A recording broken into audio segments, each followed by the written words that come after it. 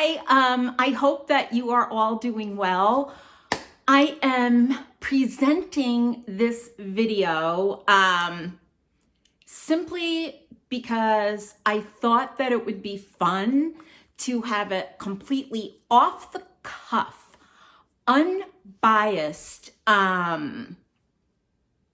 just like conversational video about what to expect when you go to Paris and what to expect when you go to the Côte d'Azur.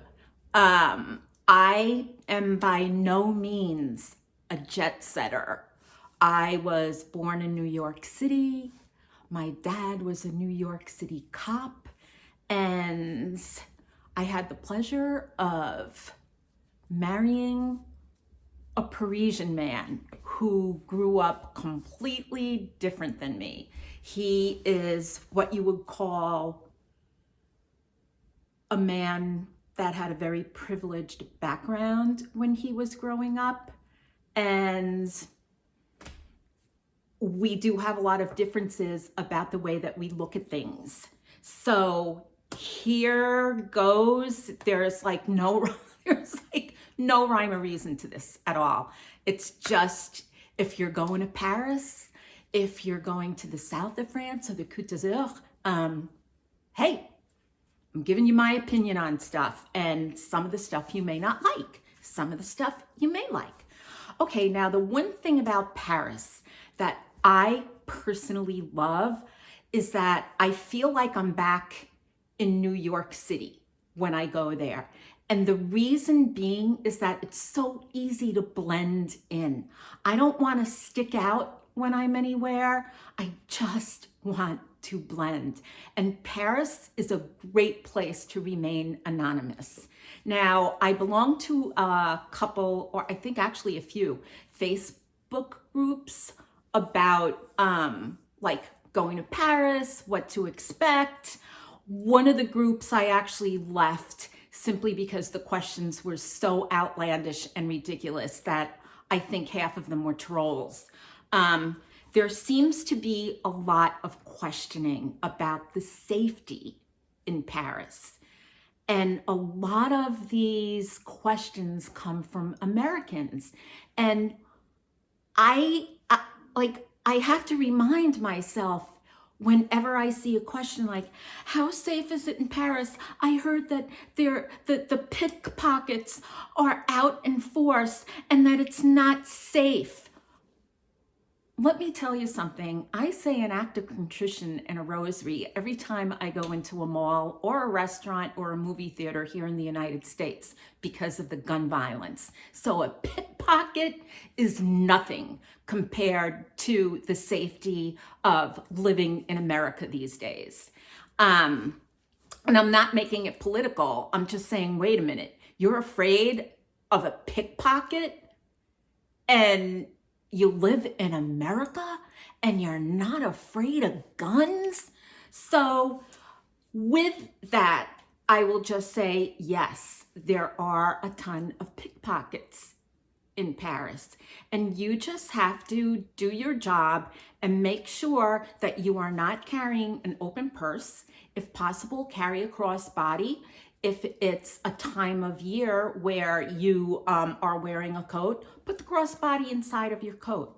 If you have cash, make sure that you have like a secure wallet that's on your person and you know where it is. If you have a backpack, try to keep it in front of you. Don't keep it in back of you. Just use your common sense. And like, if you use your common sense, you'll do very well. I know from taking the subway in Manhattan when I was working downtown during rush hour, it was crazy. Like lots of creepy guys rubbing against you. And it was just like, ugh, this guy is so creepy. I have never had the experience of having my pockets picked, but then again, I'm poor and I don't carry money on me and I don't carry a lot of credit cards. I just carry basically makeup and my medical insurance. So there you go. But as I said, when we are in Paris, I will take one card. I know where that card is all the time.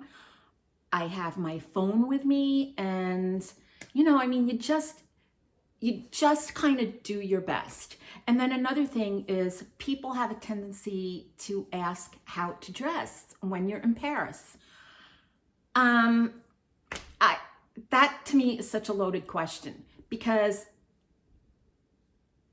I was raised on classic dressing. I wore a uniform to school. I never dressed in anything outlandish. My mother was very, very precise about the kind of clothes that we wore.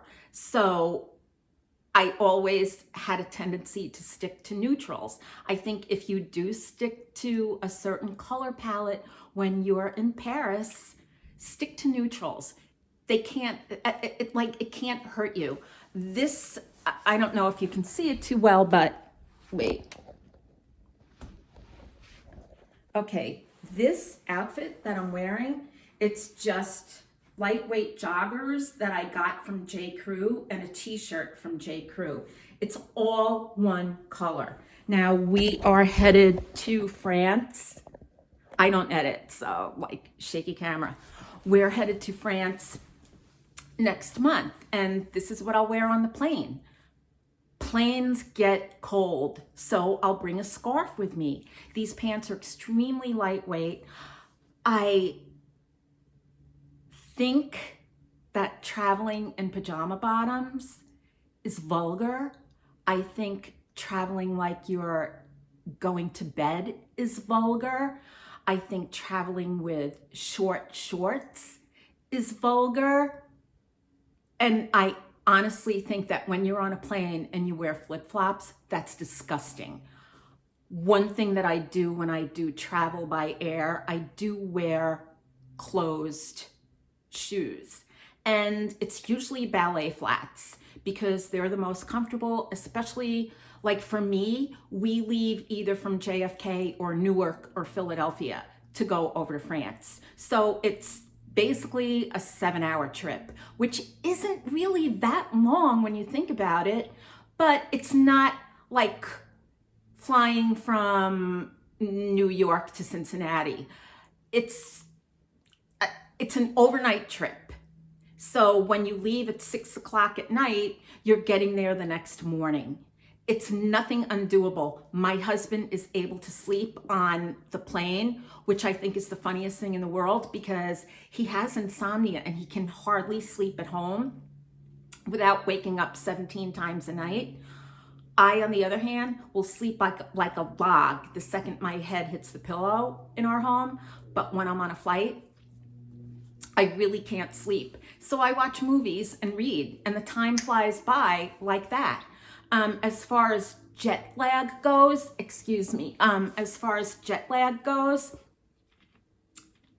you get a little tired.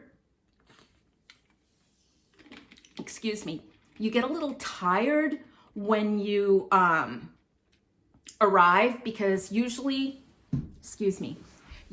when we arrive in Paris, it's like 7 o'clock in the morning, maybe 7:30. I don't have to worry about being on a long customs line because I can get to piggyback on my husband's French passport. He's a citizen of both countries. So I'm very fortunate in that sense. But usually you can expect to wait at the Border Patrol or Customs, whatever you want to call it, from like maybe 15 minutes to an hour and a half. Like it all depends. And then there's waiting for the luggage.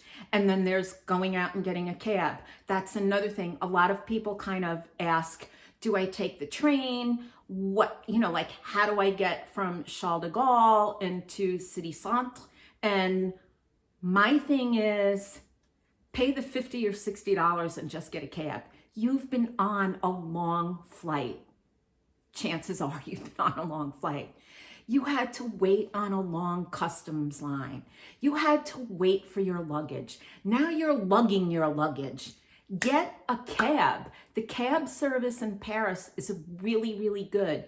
And chances are, by the time that you get on the queue for the cab, it's going to be during rush hour. So traffic into the city is going to be kind of icky.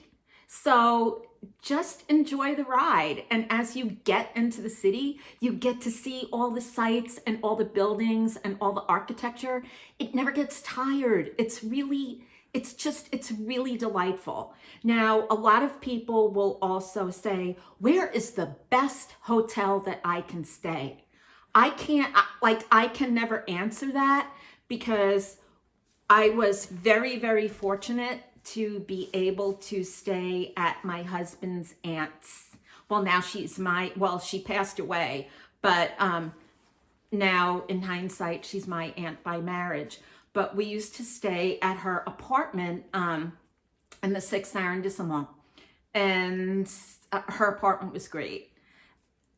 I definitely got spoiled there because she had house help. So they did my laundry, they ironed my clothes, and she even had somebody cooking dinner for us. So I haven't really gone to like a ton of restaurants when I've been there, basically because I had my meals cooked.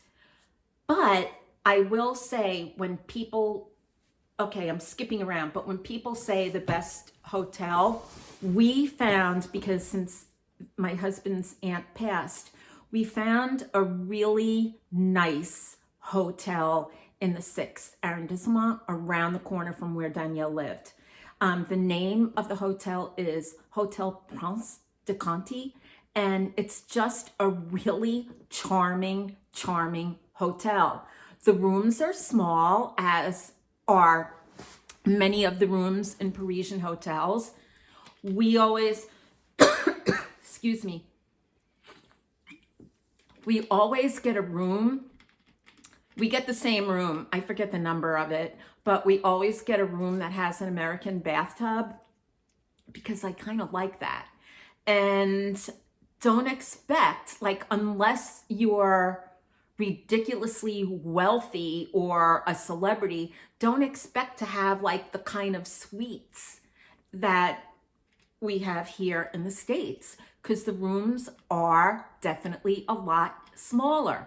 And another thing that I want to bring up, the lighting in the hotel rooms in Paris are not that great. So ladies, might I suggest, bring yourself a lighted makeup mirror, because you're going to need all the light that you can get.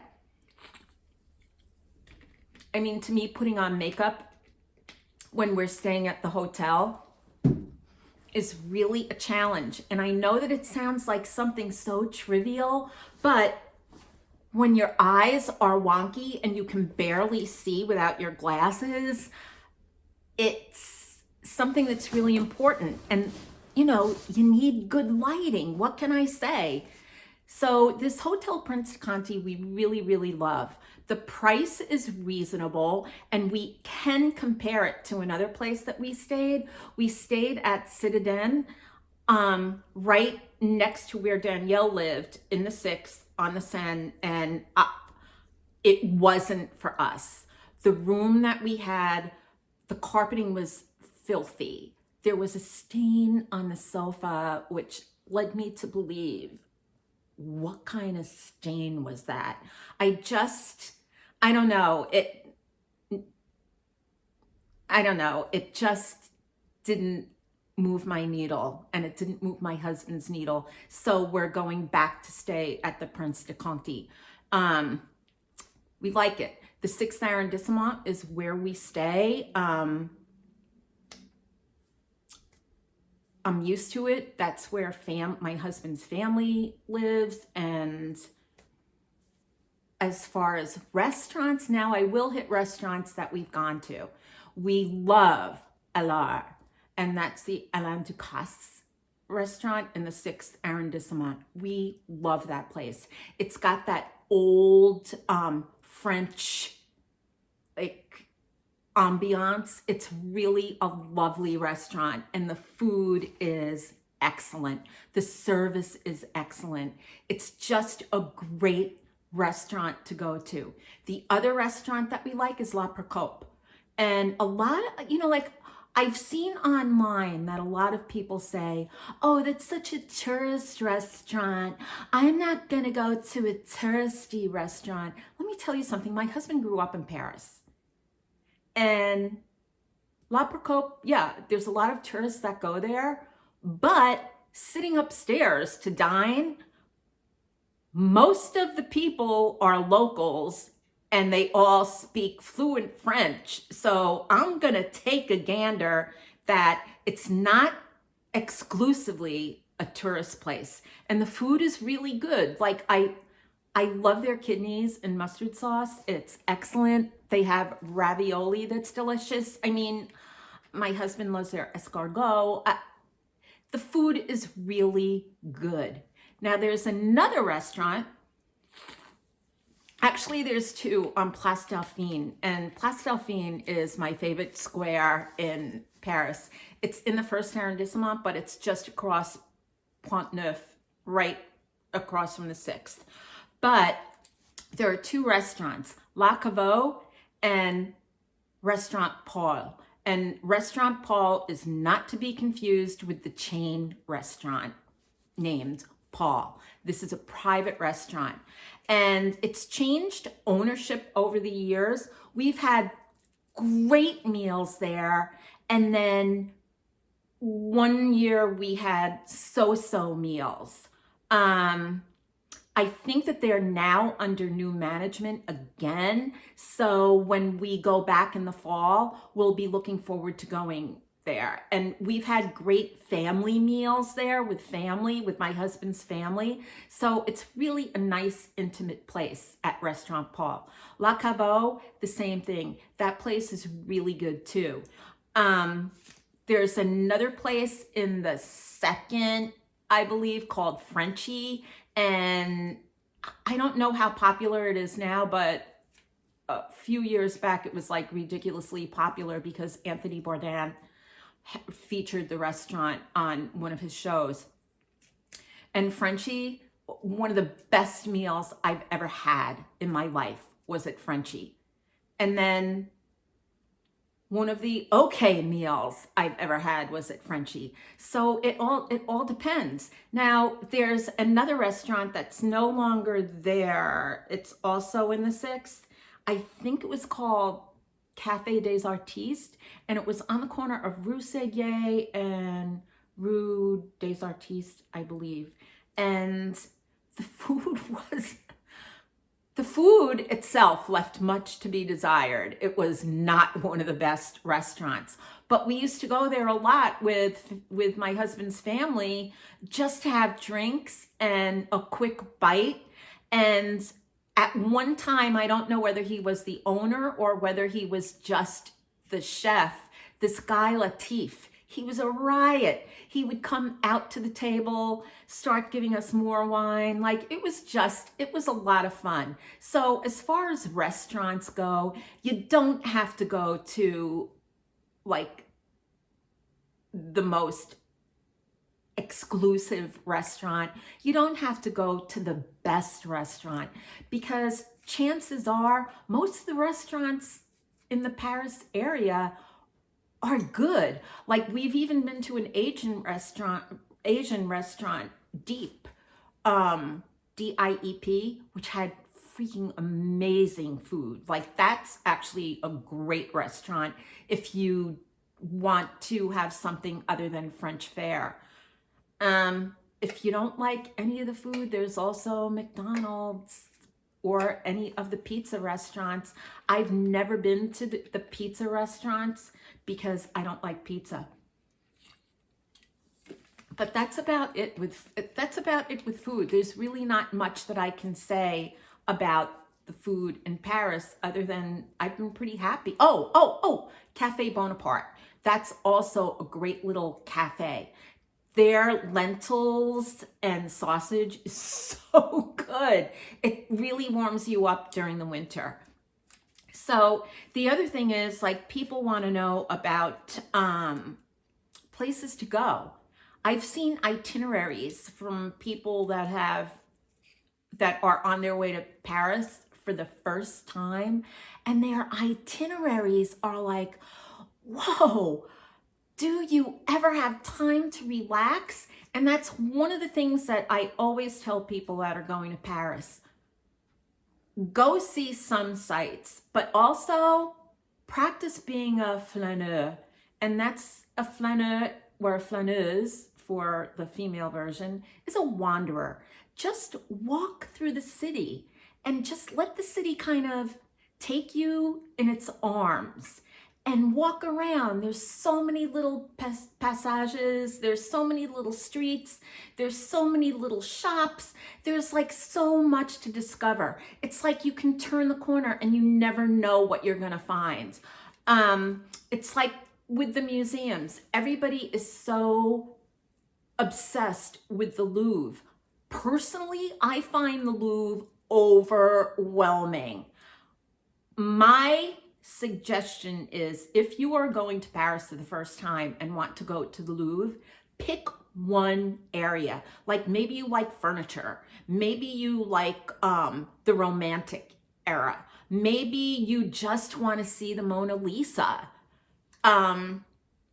Pick and choose your Louvre time wisely.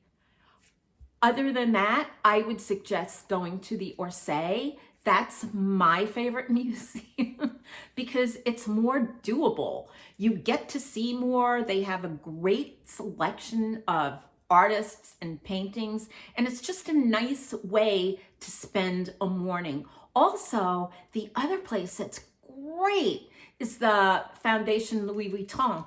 It's on the outskirts, but you can get a cab there with no problem. Some of the exhibits there are phenomenal. Last time my husband and I were in Paris, there was an exhibit of these Russian brothers who owned the most astounding art collection, and it was great. We were like, oh my God, this is so great. There's also the museum at the Jardin du Luxembourg. Ooh, excuse me, I'm drinking too much Diet Coke.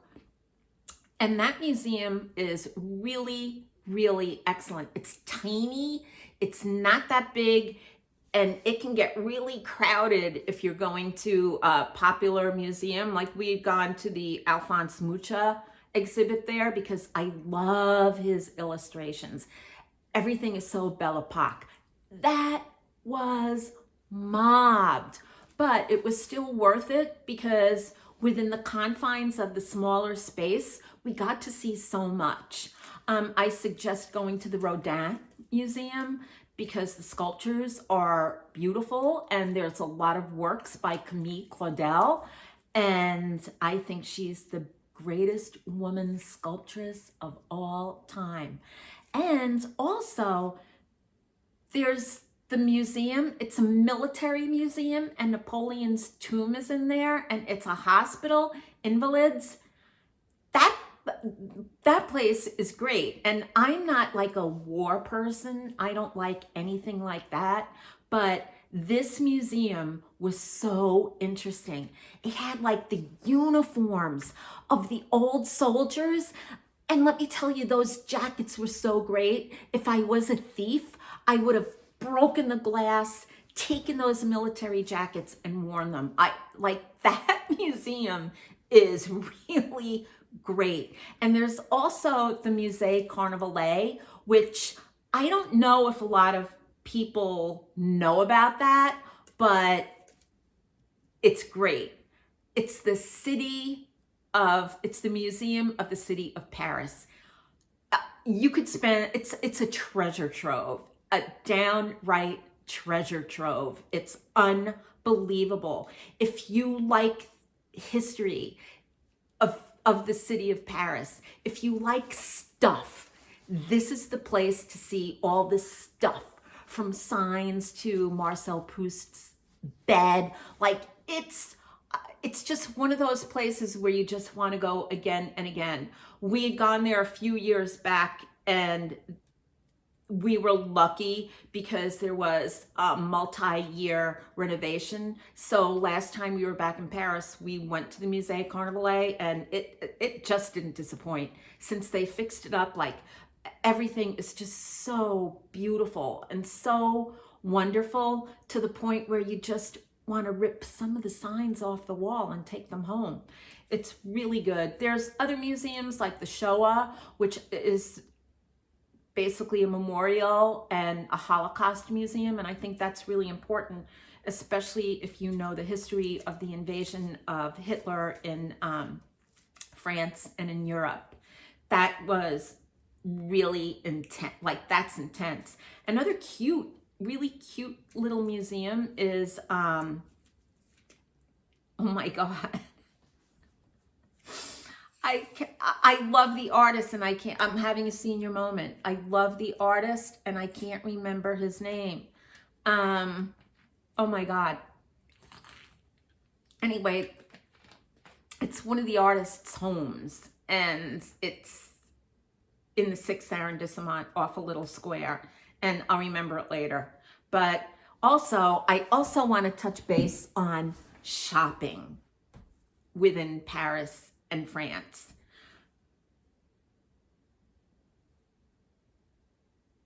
People, I've read posts where people say, why would I want to buy a Chanel bag or a Dior bag or a Louis Vuitton bag in Paris when I can get it in the States? Granted, you can get it in the States, but you're not going to get the VAT discount that you get when you're over there, and it's quite a good discount. Now, I purchased this Petite Noé in Paris. I'll show you. Here we go. I love this bag, and I especially love it because last time I was in Cincinnati and I was with my grandson, I put this down in water, so I kind of christened it so I don't have to baby it anymore. But anyway, one thing that a lot of people say is, oh, I want to go to the flagship store of Louis Vuitton on the Champs-Élysées. And I did not get this there. I got this in the Boulevard Saint-Germain boutique. Nobody, like literally nobody was there. It's a great story about how I got this bag. I wanted the Petite Noé. Like, I've been wanting that bag for a long time. And usually I have vintage bags that I send to Louis Vuitton to get vachetta replaced. But this was definitely one bag that I wanted to buy new. So we flew into Paris and we dropped our luggage off at the hotel until it was check-in time. We went to have breakfast at Café de Paris on Rue Bucci, and we just kind of decided to walk around because we were getting tired and just needed to like kind of revive ourselves. And it was November and the weather was cool, so it was actually not bad. So we were walking on Boulevard Saint-Germain, and the Louis Vuitton boutique had just opened. Nobody was in there. So we walked in. I had a photograph on my phone of the bag that I wanted. Since my husband, French is his first language, he was able to explain what we wanted, and the whole transaction took about 20 minutes. So it was great for me because I didn't want to spend my entire time tracking down this bag. I didn't want to have to go into every Louis Vuitton boutique. It was bada bing, bada bang, bada boom, and that was it. It was fantastic. The help was great, like everything was great. By the time we finished walking around, we were able to get back into the hotel, took a nap, and then went out to dinner. But I'm gonna tell you a little bit more about shopping. There are really no outlets except on the outskirts of Paris. So if you're a serious shopper and want to do some sort of outlet shopping that I am not familiar with, you can do your research and look at that outlet. That's nothing that I would even think about, because I like being right in the center of the city. So I don't buy a lot of like clothes. One thing that I did buy was a camel hair coat, and I got that during the sales. I got that actually not during the summer sale or the winter sale. I got it on Black Friday. It's a camel hair coat. I got it at Gallery Lafayette. It's a gorgeous, gorgeous, gorgeous coat. It's now stored away for the summer, so I can't show you. But I tend to not buy normal clothes because I have a very athletic American body and I'm 155 pounds. And the women there are really skinny. So for me, it's best to get other things and concentrate on clothing articles. I will say their lingerie is great. I have purchased bras by the make Princess Tam Tam that fit beautifully. I'm not going to show you, but trust me, the bras over there are so much prettier and the fit is so much better than anything that you will get here. I've also purchased boots that I absolutely love that are also stored away for the summer. But every time I'm in Paris, I always treat myself to a pair of Repetto ballet flats. Now, these are metallic.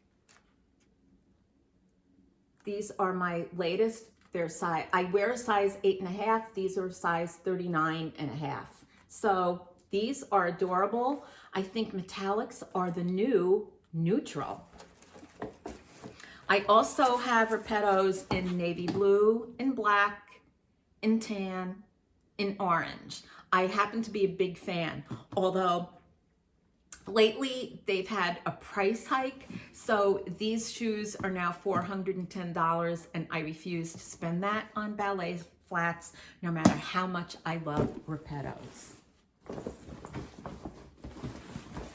So if you don't want a luxury bag,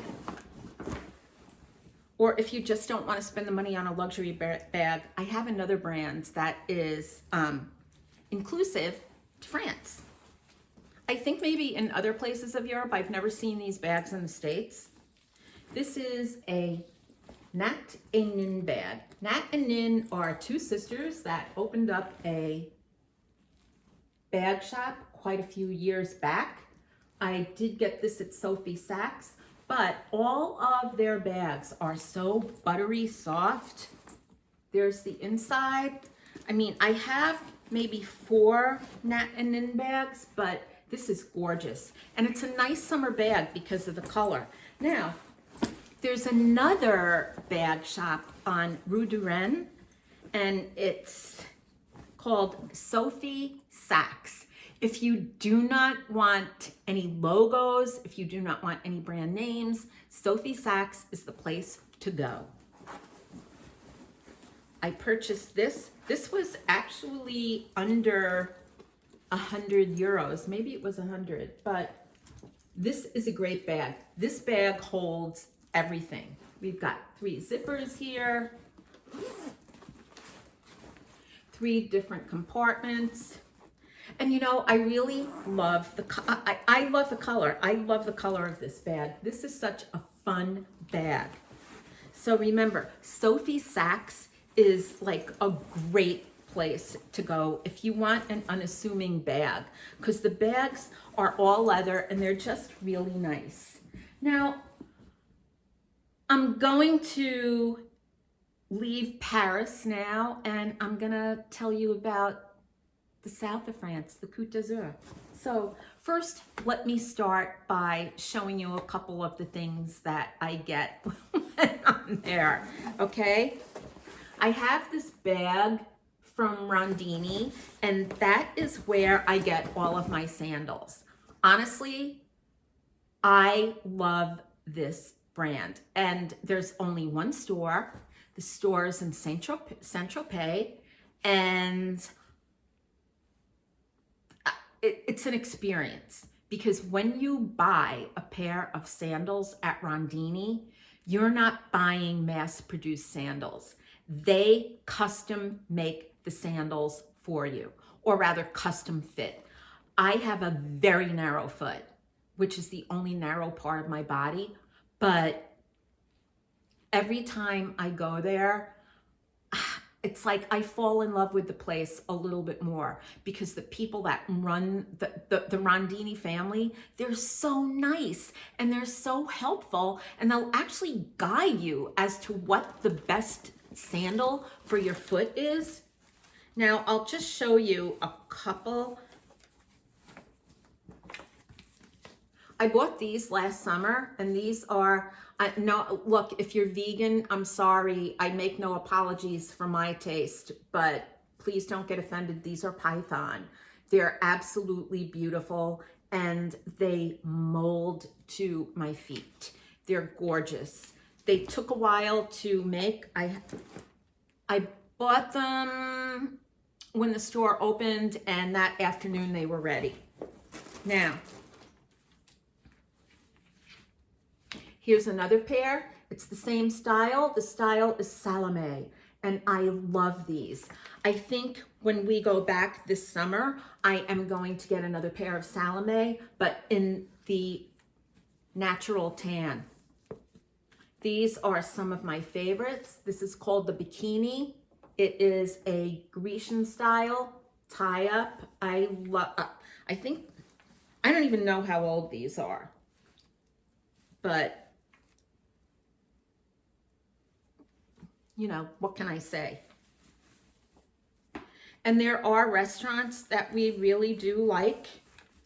We used to go to this place in Cannes called Gaston Gastonnet, and the original owner, I guess, I don't know what happened during COVID, but they sold the restaurant but kept the same name. So the Gaston Gastonnet that's there now is nothing like the original Gaston Gastonnet. There's also a restaurant called La Ramade that's in Saint-Tropez that is so adorable, because you're basically sitting outside, but the roof is all like trees. Like, it's unbelievable. When my father-in-law was alive, because my father-in-law lived in Saint-Tropez, and basically that's where my husband spent his summers growing up. He lived there for a while as well, all year. But this restaurant, La Ramade, I've had some of the best summer meals there. The owner, Denis, grew up there, and now the restaurant is under new management. So I'm curious to see just how the food is going to be when we go there this summer. I loved the original owner because he was so nice, and he knew exactly what I wanted, because I only had the same thing. Like, every time we went there, I had the kidneys, because they were that good. And my husband always had the frog's legs. So we'll see. Their menu has changed. They don't really serve a lot of old school traditional stuff. So I'm interested to see how it is. And when we are in the South, we stay in a town called Théoule-sur-Mer, and we stay in a gated community called La Galère. It's really beautiful.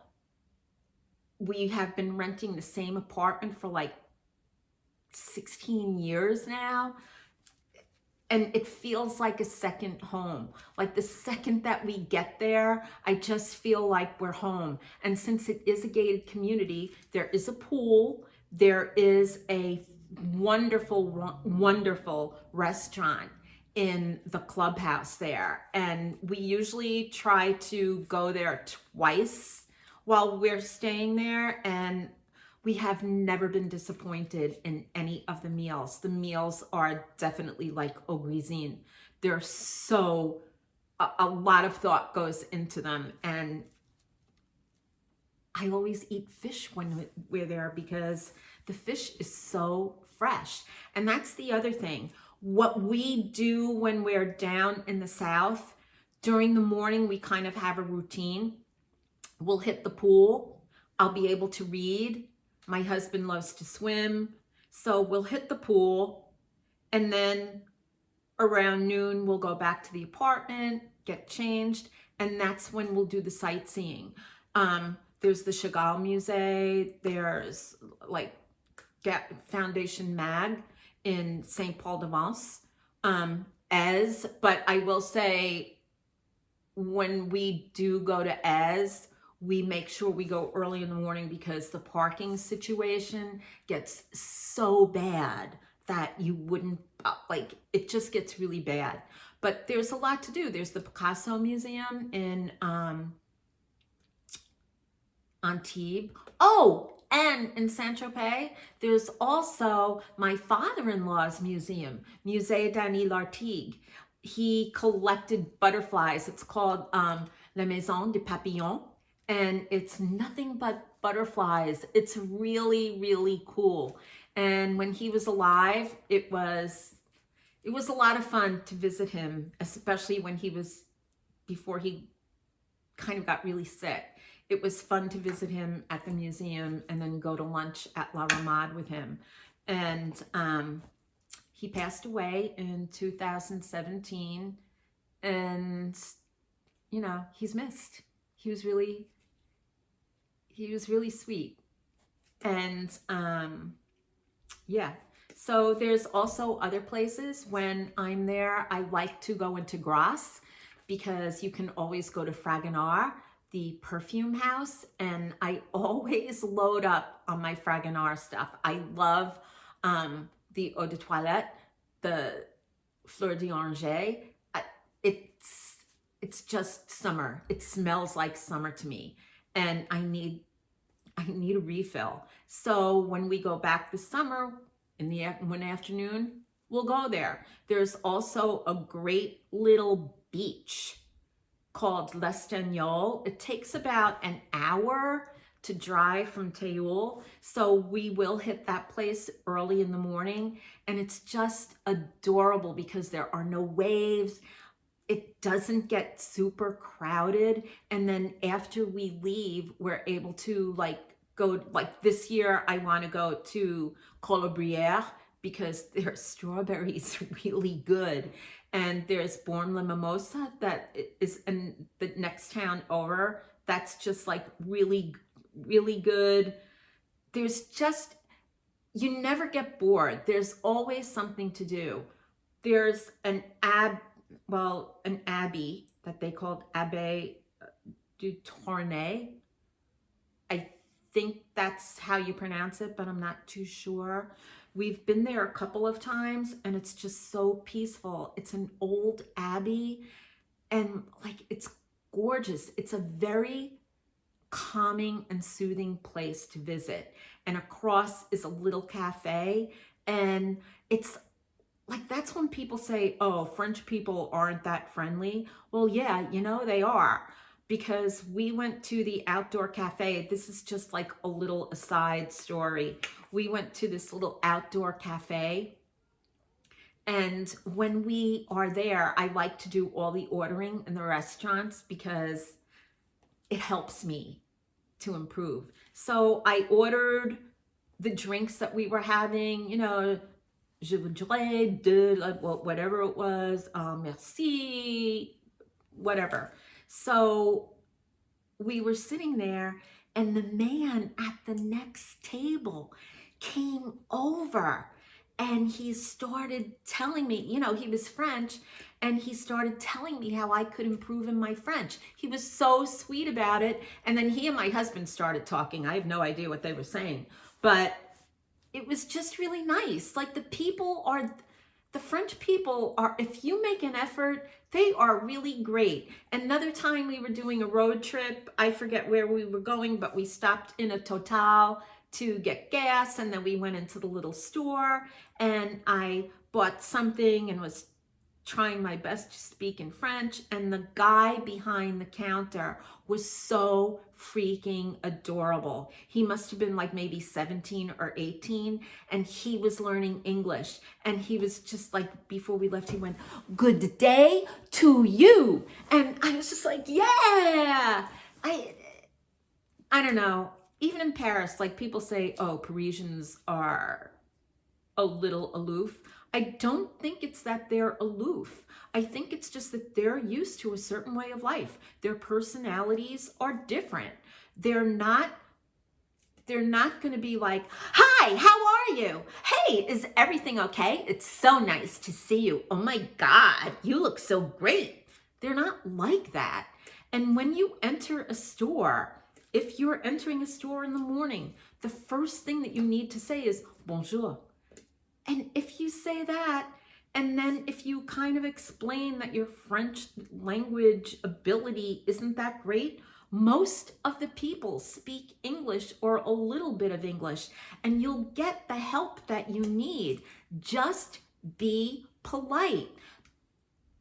You're not going to become best friends overnight with somebody from France. They're just not like that. You have to gain their trust and respect. And once you gain their trust and respect, it's all good. Oops. A French person would never do that. But the other thing is, and this is something that kind of drives me crazy, when people think that all of Paris's women are like Emily in Paris. That TV show is fiction. Emily in Paris, to me, is one of the worst shows I've ever seen in my life. Now, my husband, who's a Parisian, doesn't feel the same way that I do, simply because his thing about the show is that the scenery and the cinematography is really good. And when they do the outdoor shots, he gets homesick. Whereas I'm just like, I don't know, I just can't stand anything about the show. But not everybody dresses like Emily. And if you dress like Emily, you're going to stand out like a sore thumb. So remember that. I know that the show is supposed to be quirky and cute and entertaining, but that's not how everyday life is in Paris. It's this vision that people have that you're supposed to be chic. So when you go there, don't be intimidated. Just be yourself. I happen to be very loud in real life, but when I'm in Paris, I speak in my softer voice because I want to respect the people that live there. When I'm with my husband's family, I use my regular voice because they think it's the funniest thing that, like, that's how I talk. And I don't have to put on airs or anything like that when I'm with his family. I can just be myself and have a good time. So that's basically it. I know that I'm rambling, and I know that this is probably long-winded, but I just want to say, you know, France is a great country. There's so much beauty there. And people have these views that it's so intimidating and everybody is chic. I'm the exact opposite of chic. I'm like, literally, I'm that person that if I wear a white shirt and put that white shirt on at 8 o'clock in the morning, by 8:15, it's going to have a coffee stain. So I am the exact opposite of chic, but I still feel really comfortable when I'm there. So that's it. Have a good day, and, you know, safe travels. If you are going to France, safe travels. Remember, if you're taking the metro, just beware. Beware of your surroundings. Paris is definitely a safe city. I mean, being a New Yorker, I was mugged I had my car broken into, I had my apartment broken into, and that never really happened. You know, that never happened in Paris. Knock on wood. But the same with the south of France. I really like it. It's nice. If you're going there, know what to expect. The weather in the south of France is very, very, very, very, very hot. So you don't have to wear a lot of clothes. What I usually wear is like a sundress or a sleeveless maxi if we're out and about. When we're at the pool or the beach, wear my bathing suit. That's it. So that's it. Have fun, and I will see you later. Bye.